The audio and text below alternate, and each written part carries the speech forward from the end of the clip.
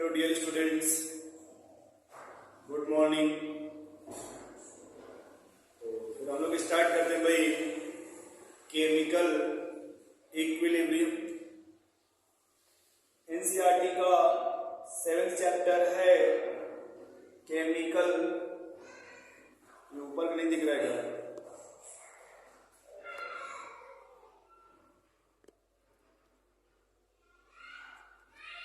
ठीक है।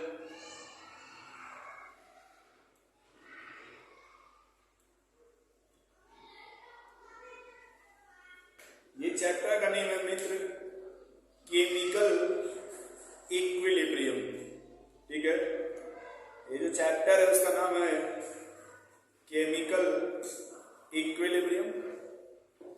और देखो यहाँ पे इसमें भी क्या पढ़ना है भाई, वो इस चैप्टर में जो पढ़ना है वो पहले लिख लो। पहला पढ़ेंगे टाइप ऑफ रिएक्शंस, जिसमें हम लोग ये समझेंगे chemical equilibrium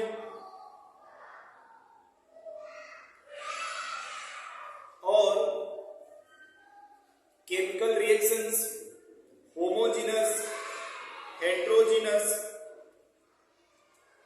physical equilibrium, chemical equilibrium, reversible, irreversible. ये इतने टॉपिक हम पढ़ेंगे भाई चैप्टर में टाइप ऑफ रिएक्शंस में। देखो इसमें क्या क्या पढ़ेंगे। पहला पढ़ेंगे टाइप ऑफ रिएक्शंस, दूसरा पढ़ेंगे भाई मीनिंग ऑफ इक्विलिब्रियम, तीसरा पढ़ेंगे इसमें भाई law of mass action, law of mass action. Next पढ़ेंगे भाई टाइप ऑफ इक्विलिब्रियम कांस्टेंट। जैसे आपने केसी, केपी, केएक्स वगैरह सुना होगा। उसके बाद हम इसमें पढ़ेंगे भाई फिर application of equilibrium constant, application of equilibrium constant. Next पढ़ेंगे भाई फिर application of law of mass actions, application of law of mass action. Next इसमें जो पढ़ेंगे वो डिग्री ऑफ डिसोसिएशन। क्या पढ़ोगे भाई? Degree of dissociation, degree of dissociation, जिसको अल्फा से रिप्रेजेंट किया जाता है, अल्फा से रिप्रेजेंट किया जाएगा। और नेक्स्ट पढ़ेंगे इसमें ली चैटियर प्रिंसिपल, ली चैटियर प्रिंसिपल। ये इसी को हिंदी बोलते हुए ला सातेलिए का नियम, ला सातेलिए का नियम, या इंग्लिश बोलते हैं ली चैटियर प्रिंसिपल, है ना, चैटियर प्रिंसिपल। तो जो केमिकल इक्विलिब्रियम होगा, जैसे आपने सुना होगा साम्यावस्था इक्विलिब्रियम, तो दो टर्म आते हैं, केमिकल इक्विलिब्रियम और आयनिक इक्विलिब्रियम। तो केमिकल में हम लोग पढ़ेंगे भाई टाइप ऑफ रिएक्शंस, जिसमें homogeneous, heterogeneous, open system, close system, reversible, irreversible, ये सब पढ़ेंगे। उसके बाद पढ़ेंगे भाई मीनिंग ऑफ इक्विलिब्रियम, जिसमें जैसे आपने सुना होगा फिजिकल इक्विलिब्रियम, केमिकल इक्विलिब्रियम। फिर पढ़ेंगे भाई लॉ ऑफ मास एक्शंस, है ना, जिसको गुल्डबर्ग और बागे ने दिया था। गुल्डबर्ग और बागे ने 1869 या 1969 में दिया था। नेक्स्ट पढ़ेंगे भाई टाइप ऑफ इक्विलिब्रियम कांस्टेंट, जैसे केसी, केपी, है ना, ये सब। उसके बाद पढ़ेंगे भाई एप्लीकेशन ऑफ इक्विलिब्रियम कांस्टेंट, लेकिन इसका क्या यूज है, जैसे वो रिलेशन वगैरह पढ़ेंगे, केसी, केपी क्या रिलेशन होगा, क्या यूनिट होगा, कैसे कैलकुलेट करते हैं। नेक्स्ट पढ़ेंगे application of law of mass actions, rate of forward, rate of backward वगैरह क्या होता है। नेक्स्ट पढ़ेंगे डिग्री ऑफ डिसोसिएशंस, कि 1 मोल में से जो डिसोसिएट होता है, 1 मोल से जो डिसोसिएट होगा उसी बोलते हैं डिग्री ऑफ डिसोसिएशन। एक होता है डिसोसिएशन, एक होता है डिग्री ऑफ डिसोसिएशन। चाहे जितने से टूट जाए वो डिसोसिएशन है, तो जब एक मोल में से टूटेगा तो डिग्री ऑफ डिसोसिएशन हो जाता है। और लास्ट होता सबसे इंपॉर्टेंट ये होता है एप्लीकेशन या कह सकते हो ली-चाइटियर प्रिंसिपल, जिसमें हम लोग पढ़ेंगे भाई कि कोई रिएक्शन कब फॉरवर्ड जाएगी, कब बैकवर्ड जाएगी, कब टेम्परेचर का इफेक्ट पड़ेगा, कब वॉल्यूम का इफेक्ट पड़ेगा, कब प्रेशर का इफेक्ट पड़ेगा, कब इनर्ट गैस का इफेक्ट पड़ेगा। ये सब कंडीशन सब इसमें पढ़ते हैं ली-चाइटियर प्रिंसिपल में। कहां पढ़ेंगे भाई? ली-चाइटियर प्रिंसिपल में। चलिए, तो अब हम लोग स्टार्ट करते हैं अपना चैप्टर जो वो केमिकल इक्विलिब्रियम में, है ना। तो अब देखो थोड़ी सी बात समझो, इक्विलिब्रियम टर्म समझने के लिए, इक्विलिब्रियम टर्म समझने के लिए या मीनिंग ऑफ इक्विलिब्रियम समझने के लिए कुछ बेसिक चीजें होंगी जिसको हम जानने की कोशिश करेंगे। टाइप ऑफ रिएक्शंस का मतलब हो गया वो ऑर्गेनिक वाला नहीं कि addition reactions, combustion reaction, decomposition reactions, rearrangement reactions, elimination reactions, subtractions, substitutions reactions, वो सब नहीं पढ़ेंगे यहाँ पे। सिर्फ जो इससे रिलेटेड होगा इक्विलिब्रियम से उसको पढ़ा जाएगा, जो इक्विलिब्रियम से रिलेटेड होगा उसे पढ़ा जाएगा, है ना। जो इक्विलिब्रियम से रिलेटेड होगा उसे पढ़ा जाएगा, ठीक है। चलिए, तो ये भी बात है meaning of equilibrium, law of mass actions, type of equilibrium constant, application of equilibrium constant, application of law of mass actions, degree of dissociation जिसको अल्फा से रिप्रेजेंट करते हैं, ली-चाइटियर प्रिंसिपल होता है इसको लास्ट में लेने का नियम बोलते हैं यूपी और बिहार बोर्ड में, ठीक है। चलो, तो अब देखो भाई थोड़ी सी बात देखो, जो इक्विलिब्रियम है ना उसको समझाने के लिए टर्म लेते हैं, कहते हैं weight balancing machine, weight balancing machine. हम वो भी नहीं लेते, हमने आपने देखा होगा कभी आपके अगल बगल में सर्कस वगैरह देखा होगा, उस सर्कस में आपने देखा होगा उसमें एक छोटी सी बच्ची होती है, एक रस्सी बांधी रहती है इस तरह से, और उस रस्सी देखेंगे तो इधर से इधर जाती रहती है, और वो बच्ची अपने सर पे जो कोई वगैरह सामान वगैरह रखी रहती है और हाथ में जो है वो कुछ ऐसे की रहती है। तो वो उस रस्सी पे कैसे चलते, वो अपने वेट को बैलेंस करते हैं, उस रस्सी पे अपने वेट को बैलेंस करते हैं, और जो बैलेंस कर लेते हैं तो उनका वो इक्विलिब्रियम हो जाता है, उसी को इक्विलिब्रियम बोलते हैं। जब बैलेंस हो जाएगा तो गिरेगा नहीं, ठीक है। तो लिखिए heading chemical equilibrium, chemical equilibrium, ठीक है। लिखना इसमें the state of system, the state of system, लिखो भाई, लिख लो, the state of system at which all the measurable property,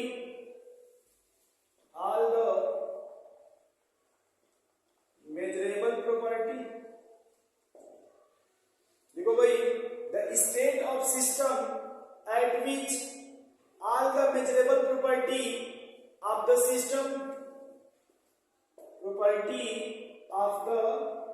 system, like, देख लो भाई कौन कौन सी मेजरमेंट प्रॉपर्टी है, लिखिएगा प्रेशर, टेम्परेचर, मोल, वॉल्यूम या concentration, volume, density, colour etcetera. When the state of the system at which all the measurable property of the system like pressure, temperature, mole become constant,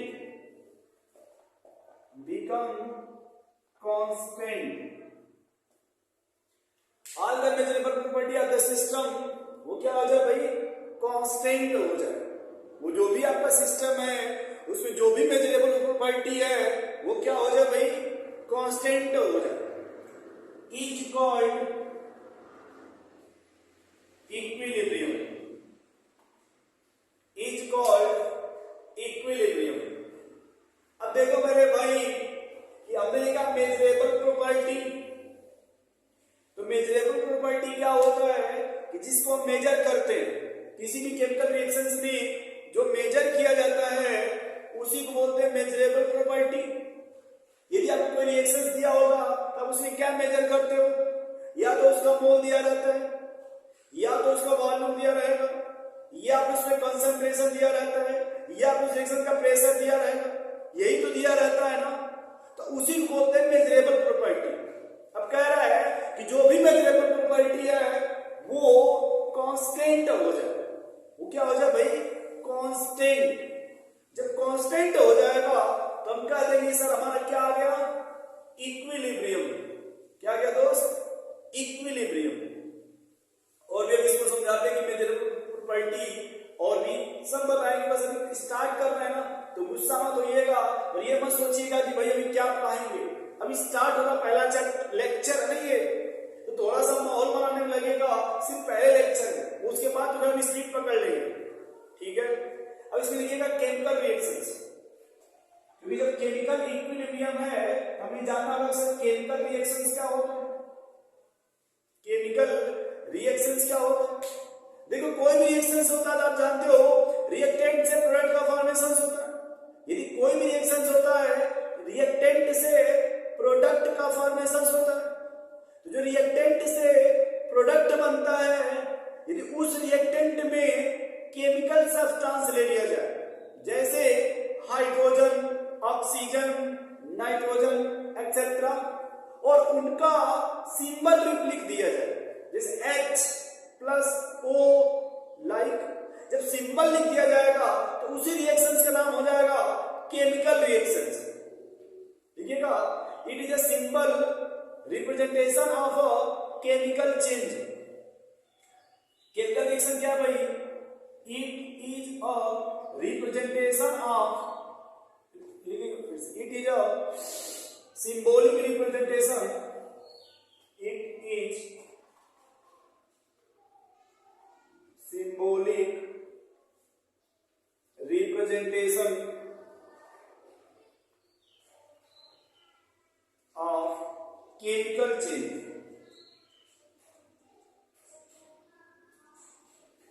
chemical reactions क्या होता है भाई? जो chemical reactions क्या है? Chemical change का जो symbol हम रिप्रेजेंट करते हैं, symbolic representations of chemical change is called chemical reactions. जैसे कि एग्जांपल मान लो कि हमने नाइट्रोजन ले लिया, हाइड्रोजन ले लिया, और क्या बन गया भाई इससे? अमोनिया। अभी बस इतना देखो, ये हो गया आपका केमिकल रिएक्शंस। क्यों? क्योंकि ये जो केमिकल चेंज हो रहा है उसका सिंबॉलिक रिप्रेजेंटेशन है ये। अब आप कोई भी रिएक्शन इससे लिख देंगे, इसी को बोलते हैं केमिकल रिएक्शंस। ठीक है, चलिए अब यही डालिएगा टाइप ऑफ रिएक्शंस। अब ये स्टार्ट करते हैं हम लोग टाइप ऑफ रिएक्शंस। ठीक है, ये हम लोग पढ़ लिए केमिकल इक्विलिब्रियम कि क्या होता है भाई? The state of system eight which all the measurable property of the system, all the measurable property of the system like pressure, temperature, mole, concentration, volume, etc. become constant is called equilibrium, अब उसमें हमने देखा कि भाई sir chemical अगर equilibrium होगा तो chemical reactions क्या होगा? केमिकल रिएक्शंस क्या होता है भाई? It is the symbolic representations of chemical change, it is the symbolic representations of chemical change. अब हम लोग चैप्टर थोड़ा बेसिक चीज स्टार्ट करते हैं जिसका हमें रिक्वायरमेंट होगा या बार बार पूछा जाएगा। लिखिएगा टाइप ऑफ रिएक्शंस, लिखो भाई टाइप ऑफ रिएक्शंस।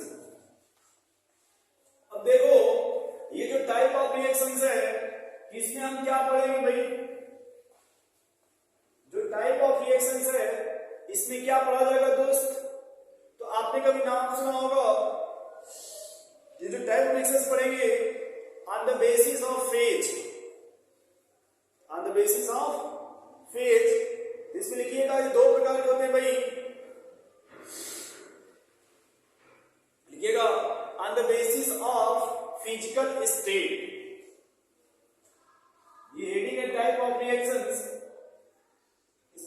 करेंगे on the basis of physical state. और फिजिकल स्टेट के बिहार पे केमिकल रिएक्शंस को दो भाग में डिवाइड कर दिया गया है। फिजिकल की स्टेट के बिहार पे केमिकल रिएक्शंस को दो भाग में डिवाइड कर दिया गया। एक को बोलते मेरे भैया होमोजीनियस और दूसरे को बोलते मेरे दोस्त हेट्रोजीनियस। एक हो गया हमारा होमोजीनियस और दूसरा होता है दोस्त हमारा हेट्रोजीनियस। होमोजीनियस इक्विलिब्रियम या होमोजीनियस केमिकल इक्विलिब्रियम, हेट्रोजीनियस या हेट्रोजीनियस रिएक्शंस या हेट्रोजीनियस केमिकल इक्विलिब्रियम। अब देखो होमो होमो होमो हेट्रो, तो होमो का मतलब होता है सेम टाइप का, सेम फेज होना चाहिए। लिखिएगा व्हेन ऑल द रिएक्टेंट,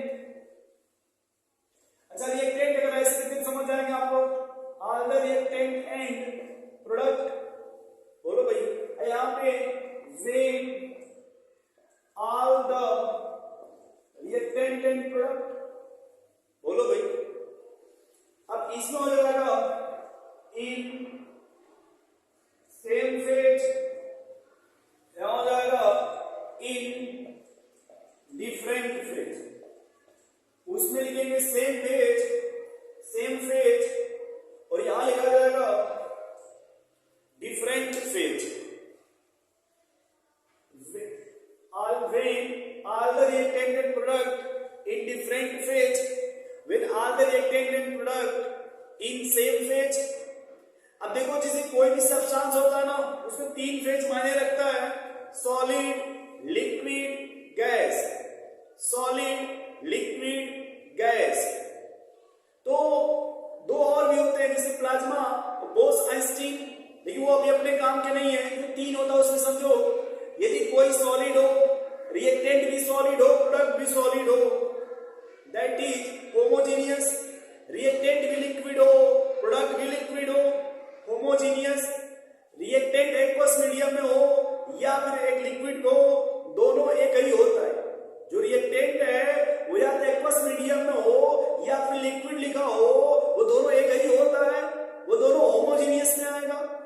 लेकिन जब इसको चेंज कर दिया जाए, एक अगर लिक्विड हो दूसरा सॉलिड हो, या पहला सॉलिड हो दूसरा गैस हो, या पहला सॉलिड हो, किसी दोनों में से एक आपका गैस हो जाए और एक आपका लिक्विड हो जाए, तो जब चेंज हो गया वो, जब चेंज हो जाएगा तो हेट्रोजीनियस। चेंज नहीं हुआ, सेम है, होमोजीनियस। यदि सेम है तो होमोजीनियस, चेंज हो गया हेट्रोजीनियस।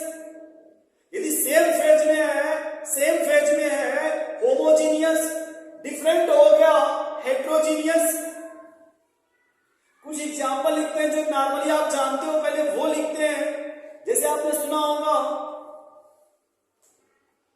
नाइट्रोजन,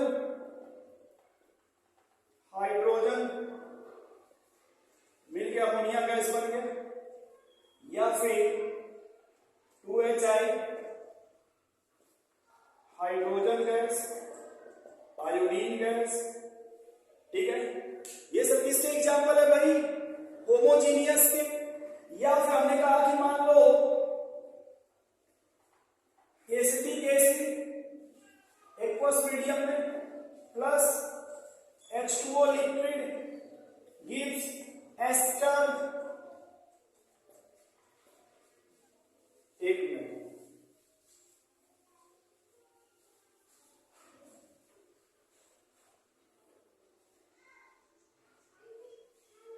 ये वाटर है ना, एक मिनट, क्योंकि एसिटिक एसिड अगर हो जाएगा तो यहां पे अल्कोहल ले लो, अल्कोहल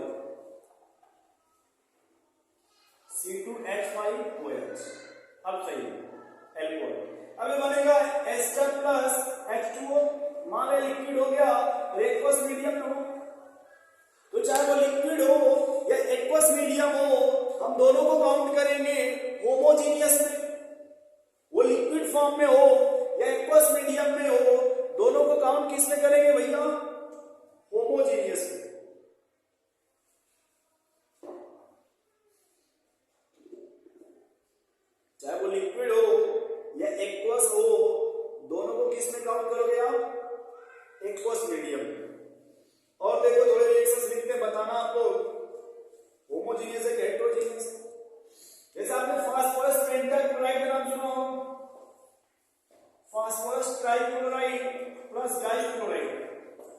देखो सभी गैस में है ना, जब सभी गैस में है ये भी कैसा हो जाएगा मेरे भैया, होमोजीनियस। अब इधर देखो, जैसे आपने सुना होगा हाइड्रोजन गैस का, ऑक्सीजन गैस का और मिलकर क्या बन रहा है भाई, 2 मोल H2O लिक्विड बन गया। अब देखो ये 2 गैस फॉर्म में है, लेकिन जो यहां बन गया वो लिक्विड बन गया ना, अब वो चेंज हो गया ना। या फिर और एग्जांपल देखो, मुझे लगता है समझ में आएगा वाटर वाला कांसेप्ट। और देख लो, जैसे कैल्शियम कार्बोनेट सॉलिड है, हीट कर दीजिए। अभी हम लोग क्या समझा रहे हैं आपको, होमोजीनियस और हेट्रोजीनियस। अब देखो, जब कैल्शियम कार्बोनेट हमने हीट कर दिया तो calcium oxide plus carbon dioxide बन गया। ये आपको सॉलिड फॉर्म में, ये आपको सॉलिड फॉर्म में, लेकिन ये आपके गैस फॉर्म में चला गया ना, फेज चेंज हो गया ना। जब फेज चेंज हो गया इसी को बोलते हैं हेट्रोजीनियस। क्या बोलेंगे दोस्त, हेट्रोजीनियस। अच्छा, थोड़ा ये देखो, ये जो होमोजीनियस है ना, ये अब ये समझ गए कि होमोजीनियस होगा तो सभी के सभी एक ही फेज में होंगे, या तो वो सॉलिड के सब सॉलिड होंगे या सबके सब लिक्विड होंगे। ये हमने कहा ना आपसे, एक्वस हो या लिक्विड हो, दोनों को सेम फेज में ही काउंट किया जाता है। जैसे आप एक और एग्जांपल लिख लो, अमोनियम हाइड्रोक्साइड एक्वस टूट गया अमोनियम आयन एक्वस मीडियम में plus OH minus aqueous medium में, ऐसे भी दिया रहेगा। और इसके साथ साथ में जल दिया रहेगा, जल नहीं, जल रहेगा नहीं, देखो तो ये भी सब एक्वस मीडियम में सबके सब हो गए, ये सब होमोजीनियस हो गए। इसे क्या हो जाए, नोट कर लो भैया, अच्छे से नोट करो।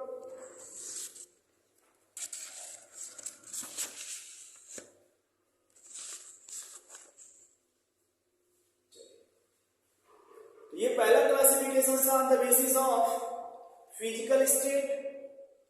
टाइप ऑफ रिएक्शन से पहला हमने पढ़ा on the basis of physical state, homogeneous और हेट्रोजीनियस। अगर होमोजीनियस होगा तो सेम फेज में होगा, और हेट्रोजीनियस होगा तो वो डिफरेंट फेज में होगा।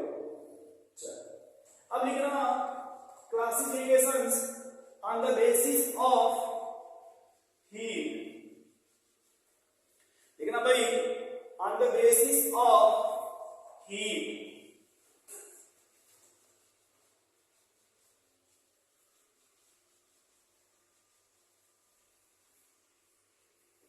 लिख लो भैया,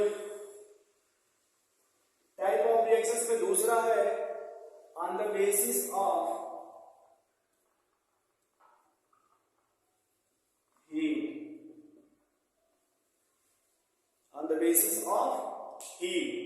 हीट के बेसिस पे जो केमिकल इक्विलिब्रियम है उसमें 2 तरह की रिएक्शंस होंगी। अब सुनो मेरे भाई, ये हम क्यों आपको बता रहे हैं, जबकि यहाँ पे किसी बुक में देखो तो मेंशन नहीं किया गया है, सिर्फ नाम दे दिया गया है। लेकिन हम आपको यहाँ पे क्यों बता रहे हैं, क्योंकि आप में से कुछ स्टूडेंट ऐसे होंगे जो थर्मोडायनेमिक्स नहीं पढ़े होंगे अभी तक। तो अगर थर्मोडायनेमिक्स नहीं पढ़े होंगे और हम कहेंगे भैया आप पीछे पढ़े होंगे और आप नहीं पढ़े होंगे, फिर आपको समझ में नहीं आएगा।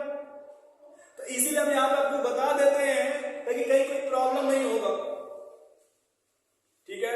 और फिर आगे जब लीच एंड प्रिंसिपल पढ़ेंगे तो वहां भी आएगा, इसलिए जो भी बेसिक चीज आपकी होगी वो सब हम सीक्वेंस से आपको बताते चले जाएंगे। जब लीच एंड प्रिंसिपल पढ़ेंगे आप वहां पे इसकी रिक्वायरमेंट होगी। लिखना इसमें एक होता है हमारा एंडोथर्मिक रिएक्शंस और दूसरा हमारा है एक्सोथर्मिक रिएक्शंस। ये उष्मा शोषीय अभिक्रिया होता है और ये उष्मा क्षेपीय अभिक्रिया है। इसको उष्मा शोषीय बोलते हैं, इसको उष्मा क्षेपीय बोलते हैं। अब यहां समझो मेरे भाई, थोड़ी सी एक ही बात समझ लेना, यहां लिखा इंडो और यहां लिखा मेरे भाई एक्सो, बस यही समझ जाओ कि काम हो जाएगा। Endo exo, endo endo exo. देखो जैसे लग रहा है यहां पे कोई बुला रहा है और यहां कोई जाने के लिए बोल रहा है। जैसे आपने कभी भी एरोप्लेन के पास जाइए तो जब जाएंगे तो उससे पहले गेट बना रहता है। एरोप्लेन जाइए, बड़े बड़े मॉल में जाइए, या मोबाइल में जो गेम खेलते हैं उसमें देख लीजिए आप, तो वहां जिस साइड से एंट्री करेंगे ना वहां पे लिखा था एंट्री, आइए, जाने के लिए एग्जिट। देखो मोबाइल में भी लिखा रहता है, जब आप कुछ प्ले स्टोर या कुछ भी जब गेम खेलते हैं, कुछ भी करते रहते हैं, जब बाहर आना होता है तो उसमें ऑप्शन होता है एग्जिट का, ठीक है। तो एग्जो मतलब रखना बाहर चला जाना, इंडो भी सर रखना आ जाना। जैसे हम ऐसे खड़े हैं, सन की लाइट आ रही है हमारे पास, तो क्या बोलोगे? इंडो। हमसे वो अगर बाहर कोई जा रही है हीट, इक्जो। जैसे समझना मेरे भाई, हमें सुबह सुबह दौड़ लगानी है। हमने इंदौर फिजिकल एकेडमी का नाम सुना होगा। तो अगर सुबह सुबह दौड़ लगानी होगी तो हो सकता है कि आप एक गिलास पानी पी लीजिए। जब पानी पीजिएगा तो वो क्या बोलेंगे उसको? इंडो। आप पी रहे हो ना, इंडो। जब दौड़ स्टार्ट करते 400 मीटर, 800 मीटर, 1200 मीटर, 1600 मीटर, तो 1600 मीटर के बाद आपके बॉडी से हीट रिलीज होती है, वो इन पसीने के फॉर्म में या जिस फॉर्म में रिलीज होती होगी। जब हीट निकलती है तो इक्जो हो गया, और जब आप पानी पी रहे हो एक तरह से मान लो वो इंडो हो गया।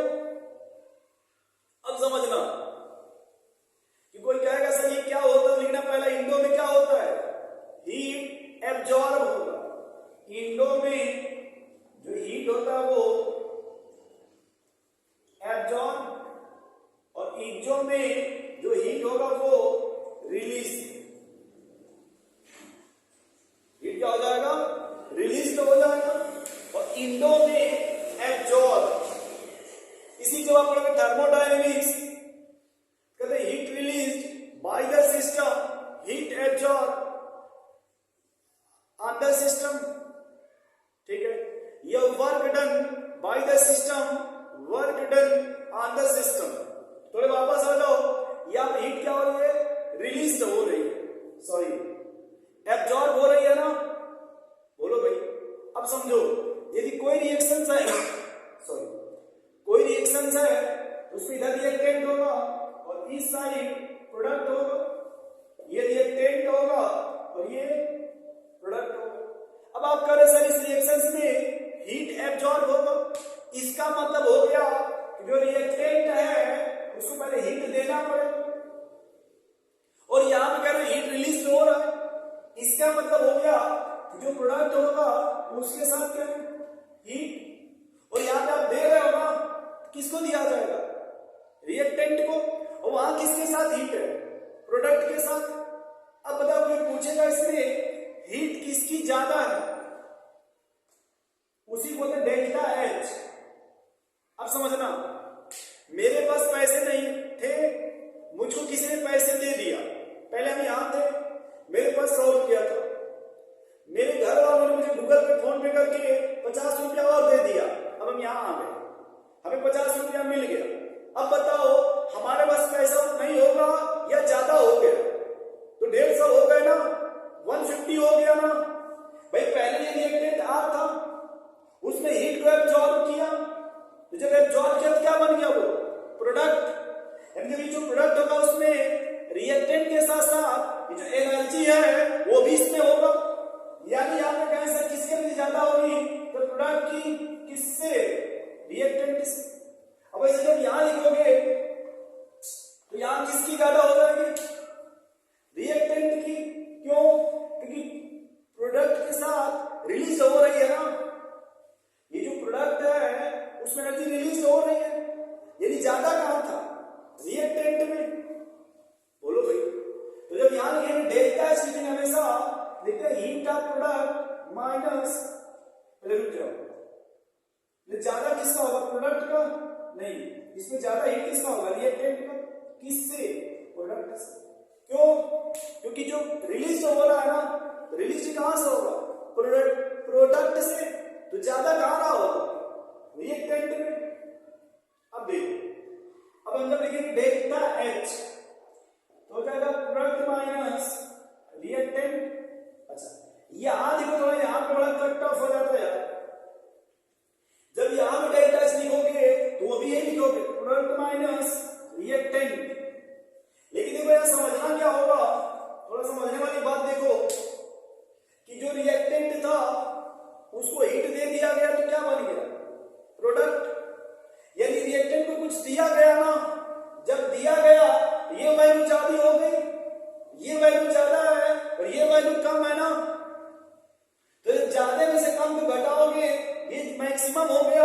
और ये मिनिमम है, तो जो भी वैल्यू आएगी वो 0 से बड़ा आएगी।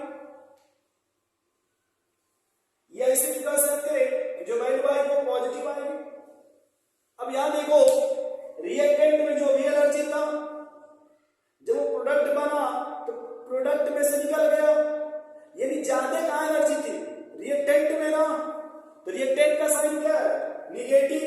तो यहां कहेंगे सर जो भी आएगा वो 0 से छोटा आएगा या फिर वो निगेटिव वैल्यू आएगी, 0 से छोटा आएगा या फिर उसका डेल्टा एच क्या आएगा, निगेटिव, और इसका डेल्टा एच पॉजिटिव। कभी कभी ऐसा नहीं होता थर्मोडायनेमिक्स में कि जो हीट यहां लिखा उसको इस साइड कर दो, ये हो जाएगा reactant equal to product minus heat, वैसे इधर चेंज कर दो, रिएक्टेंट ये प्लस उधर जाके minus heat equal to product. अब एक टर्म होता है मेरे भाई, पूछा जाता है स्टेबिलिटी, तो जो स्टेबिलिटी होता है ना, स्टेबिलिटी वो एनर्जी की इनवर्सली रिलेशन होता है, और यहाँ जो हीट है वो एनर्जी के फॉर्म में है, यहाँ जो हीट है वो किसके फॉर्म में है, एनर्जी के फॉर्म में। अब यहाँ पे देखो कि जो रिएक्टेंट है वो प्रोडक्ट, कहां पे एनर्जी ज्यादा है, रिएक्टेंट में या प्रोडक्ट में, तो ज्यादा हीट कहां मिलेगी, प्रोडक्ट में। क्यों भैया, क्योंकि जो रिएक्टेंट था उसने एब्जॉर्ब किया ना, रिएक्टेंट ने एब्जॉर्ब किया ना, तब ना प्रोडक्ट बना। तो ज्यादा किसकी है, रिएक्टेंट की। बोलेंगे reactant are more stable than product. जो रिएक्टेंट होगा मोर स्टेबल होगा किससे भाई, प्रोडक्ट से। अब इधर आ जाओ, रिएक्टेंट प्रोडक्ट प्लस हीट, यानी रिएक्टेंट से जब प्रोडक्ट बन रहा है तो प्रोडक्ट से हीट निकल रही है, रिएक्टेंट से जब प्रोडक्ट बन रहा है तो प्रोडक्ट से हीट निकल रही है, यानी हीट ज्यादा कहां थी, रिएक्टेंट में, और निकल कहां से रही है, प्रोडक्ट से, तो कम कहां हो गई, प्रोडक्ट में। कह देंगे यहां पे product are more stable than reactant, product are more stable than reactant. अब इसके बाद देख लो कि ग्राफ कैसे बनता है, ग्राफ देख लो भैया, ये बस इक्जो और इंडो मिटा देता हूं क्योंकि ये तो पहले से ही लिखे होंगे ना, क्योंकि मेरे बोर्ड में नीचे जगह नहीं है लिखने की, ठीक है। अब देखो आप इस ग्राफ में क्या करते भाई, इधर रिएक्शन का कोएफिशिएंट दिखाते इधर, और यहां ले लेते हैं हीट, इसी इधर भी आ जाओ, और ये हो गया आपका हीट। हीट का मतलब एनर्जी, हीट का मतलब एनर्जी, हीट का क्या मतलब है, एनर्जी। अब बताना मेरे भाई हीट ज्यादा कहां पे, रिएक्टेंट में या प्रोडक्ट में। समझना, जो रिएक्टेंट है उसको हीट दिया जा रहा है तब ना प्रोडक्ट का फॉर्मेशन बन रहा है। तो देखो ये हो गया रिएक्टेंट, ये हो गया प्रोडक्ट, ये कुछ ऐसे बनेगा ग्राफ।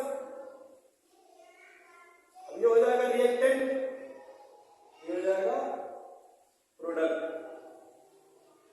बोलो भाई, ये हो जाएगा रिएक्टेंट, ये हो जाएगा प्रोडक्ट। तो कहेंगे सर जो रिएक्टेंट था उसने हीट को एब्जॉर्ब किया, तो देखो हीट उसकी बढ़ रही है। जब इधर आएंगे इस वाले में तो क्या कहेंगे, बोलो भाई यहां कैसे बनाएंगे, यहां पे कुछ ऐसे दिखा देंगे, बोलो भाई क्यों। अब कहेंगे सर देखो यहां पे हो जाएगा हीट ऑफ रिएक्टेंट,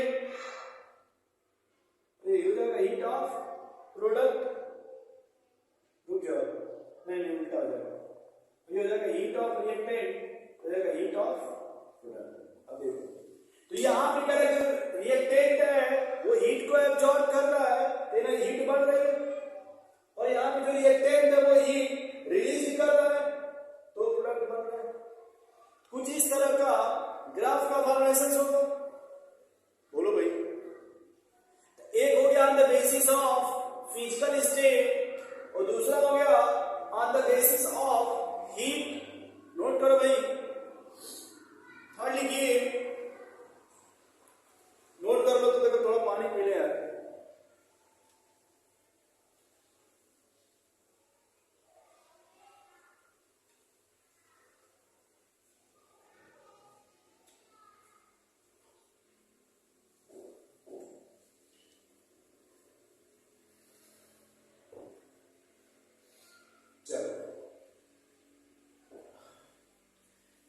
बरी on the basis of direction